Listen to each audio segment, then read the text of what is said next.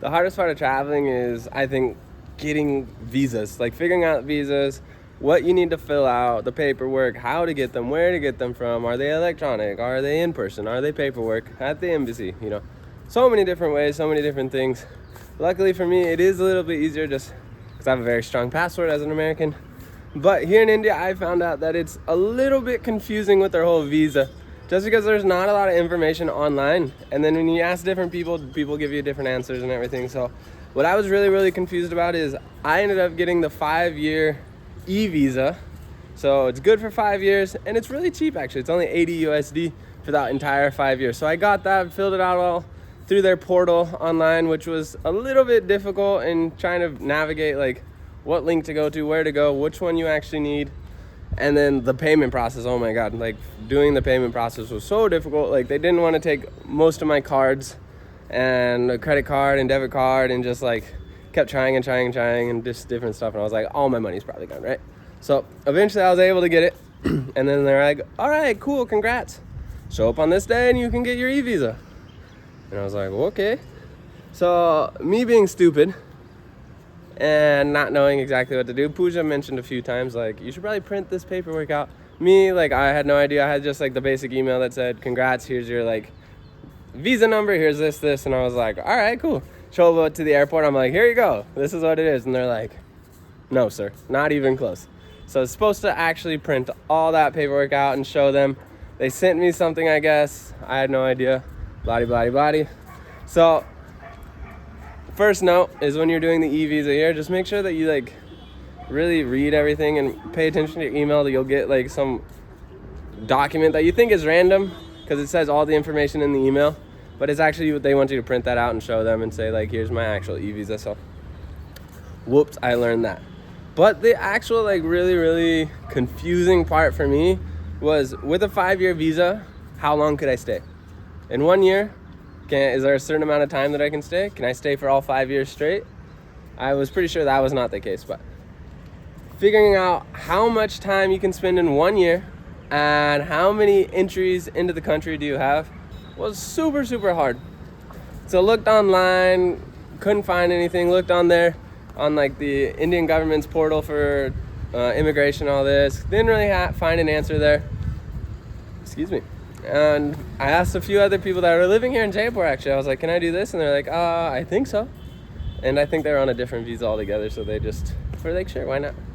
And funny thing is, so when I asked the guy at the immigration about this same question, I said, what, like, if I stay, it says 6 months, I can stay for 6 months. Can I stay for 6 months, leave for a day, and then come back, the next day, just make a quick visa run? And the immigration dude is like, sure, why not? You can do whatever you want. Go home for a day, come back. He didn't really care about any of that. He's just like, the girl you're traveling with, who is she? Why are you traveling with her? Oh, okay, she's your girlfriend. Very cool. And then, but you're 32. You're old. Why aren't you married? I was married at your age. And that's all he really cared about. He didn't actually care about the whole giving me information about like the visa and everything. So that failed. Asking people here in Jaipur, failed. 2 fails.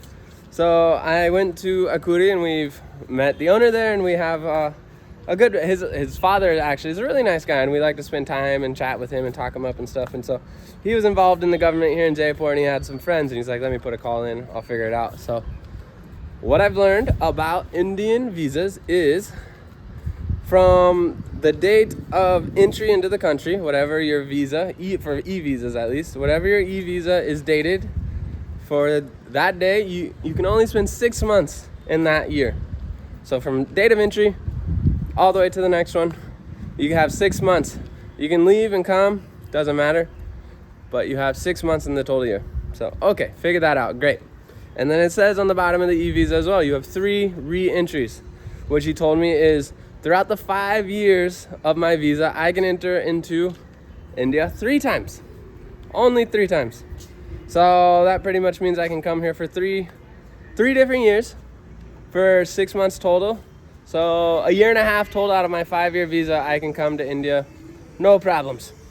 So that was good. I figured all that out, and I found that very, very confusing, because I was thinking I could leave for a day, come back, and I wanted to spend more time here in India, since I was like, oh, 5-year visa, I'll have plenty of time. So that's something to keep in mind if you do get a visa here, is you only have a limited amount of time. So now Pooja and I are actually in the process of thinking like, all right, come November when I have to leave India, when we have to leave, where should we go to next? So we talked about this the other day in another video, and I'll ask you guys again, like where do you think is a good place to travel after India? Should we go back to Nepal? Should we go to Sri Lanka? Has anyone been there? I don't really know too much about it. It seems a really nice place. Maybe Thailand? Maybe, yeah, where in the region should we go?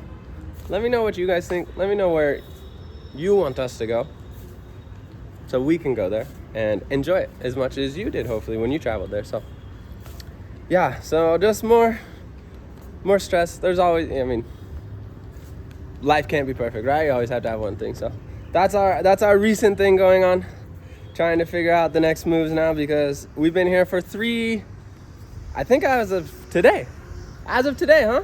Pooja's up here. We've been in India for 3 months as of today, huh? Wow, happy birthday to us, 3 months old. I just learned how to walk, got out of my diapers. I'm 3 months old, so learning India and everything like that. So cool. I guess 3 more months starting today, we have to figure out what our next move is. But yeah, that's what I learned about visas. Keep that in mind when you're coming to India, when you're traveling here. And I think that's it. That's all I got. Miss Pooja, do you have anything? Bye. India.